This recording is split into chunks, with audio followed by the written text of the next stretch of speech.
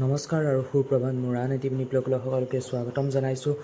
শিৱসাগৰ শিলচৰ পাৰ্থিত আপোনালোকে দেখা পালে যে আমি যোৰহাট আহি বৰ্তমান এটি গেষ্ট হাউচত আছোঁহি আৰু আজি এই গেষ্ট হাউচটিৰ পৰাই আমি শিৱসাগৰলৈ বুলি যাত্ৰা আৰম্ভ কৰিম। প্ৰথমতে গা চা ধুই ৰাতিপুৱাই ব্ৰেকফাষ্টত পৰঠা আৰু কফি খাই ওলাই দিলোঁ শিৱসাগৰলৈ বুলি। আৰু এইপিনে আমি পূৰা স্কুটি চুটি লৈ শিৱসাগৰলৈ ৰাওনা হৈ দিলোঁ আৰু গৈ তুলি চুলি খাই শিৱসাগৰ প্ৰৱেশ কৰি দিলোঁ। আৰু এইপিনে লিখা আছে ৱেলকাম টু হিষ্টৰিক শিৱসাগৰ। আৰু শিৱসাগৰ প্ৰৱেশ কৰি আমি ফাৰ্ষ্ট গৌৰীসাগৰত চাহ তাহ খাই গৌৰীসাগৰ পুখুৰী দৰ্শন কৰি ওচৰতে থকা দেৱীদৌল, শিৱদৌল আৰু বিষ্ণুদৌল দৰ্শন কৰিলোঁ।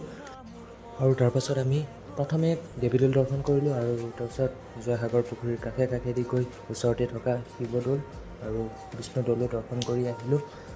আৰু শিৱসাগৰত আন এটি বিষ্ণুদৌল আছিলে যোনটো আমি পাছত চামকৈ যোৱাই নহ'ল আৰু সময় মিলাবই নোৱাৰিলোঁ, কাৰণ এটা দিনত আমি গোটেইখিনি চাবলৈ চেষ্টা কৰিছিলোঁ যিহেতু। তাৰপিছত এয়া বিষ্ণুদৌল, দেৱীদৌল আৰু শিৱদৌল চাই আমি নামদাং শিলৰ সাঁকো পাৰ হৈ আহি পালোঁ ৰংঘৰৰ বাকৰি।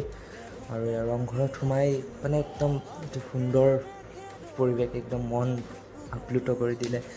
যিহেতু প্ৰথমবাৰ আৰু খুবেই মোৰ ইচ্ছা আছিলে শিৱসাগৰখন চাবলৈ বা শিৱসাগৰত থকা ৰংঘৰ, কাৰেংঘৰ, এই আহোমৰ কলা সংস্কৃতি বা হস্তকলা যিসমূহ সেইবোৰ এক্সপ্ল'ৰ কৰিবলৈ চাবলৈ বহুতখিনি ইচ্ছা আছিলে। আৰু আহিবৰ পিছত ৰংঘৰৰ পৰাই নিজকে ৰজা বুলি অনুভৱ কৰি অকণমান বাহিৰলৈ ভুমুকিয়াই দিলোঁ। তাৰপিছত সেয়া ৰংঘৰৰ পৰা ওলাই আমি আকৌ ওলালোঁ গোলাঘৰ চাবলৈ। সেইপিনে আহি আমি গোলাঘৰ পাই গ'লোহি। গোলাঘৰৰ ভিতৰত বিশেষ তেনেকুৱা একো নাই, দুটা বৰটোপ দেখিলোঁ আৰু এইবিলাক বৰ্তমান সময়ত কিবা কিবি কেমিকেল ৰাখি থৈ দিছিলে কিবাৰ কাৰণে নাজানো আৰু সেইখিনি। বাকী এনেই আহোমৰ দিনৰ বৰটোপ দুটাই দেখিলোঁ আৰু ভিতৰত বিশেষ তেনেকুৱা চাবলগীয়া নাই। আৰু তাৰপাছত আমি আহিলোঁ তলাতল ঘৰলৈ। সোমাই আহি আমি আহোমৰ দিনৰ 4টা বৰটোপ দেখিবলৈ পালোঁ ডাঙৰ।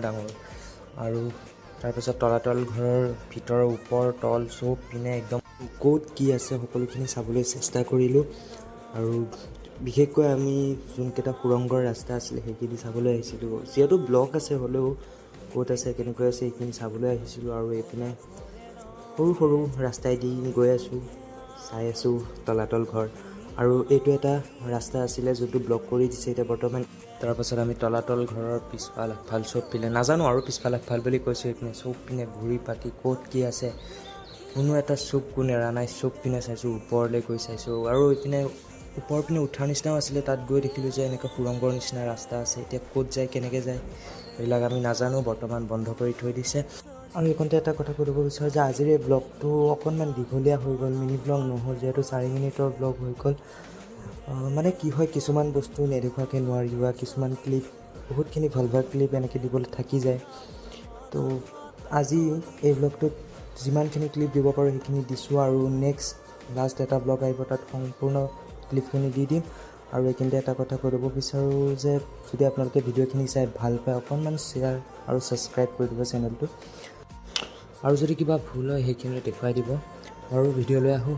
আমি তলাতল ঘৰ চাই আহিলোঁ উত্তৰণ যাদুঘৰ। এইটো হৈছে এটা ব্যক্তিগত মিউজিয়াম হয়। ইয়াত এজন লোকে বিভিন্ন ধৰণৰ আহোমৰ কলা সংস্কৃতিৰ লগতে বহুতখিনি দেশৰ বা ৰাজ্যৰ কলা সংস্কৃতিৰ বস্তু ইয়াতে সাঁচি ৰাখিছে তেখেতে। তাৰপাছত আমি উত্তৰণ যাদুঘৰৰ পৰা ওলাই আহিলোঁ জুইশাল।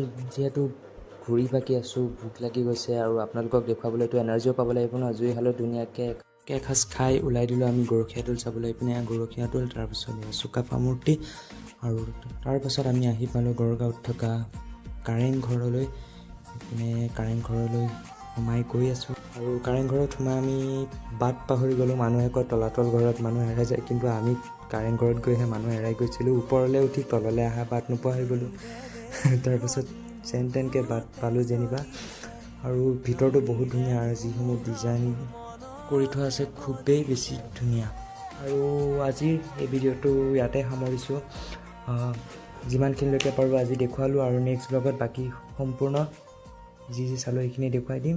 তো আজিলৈ ভিডিঅ'টোৱে মানে বাই বাই।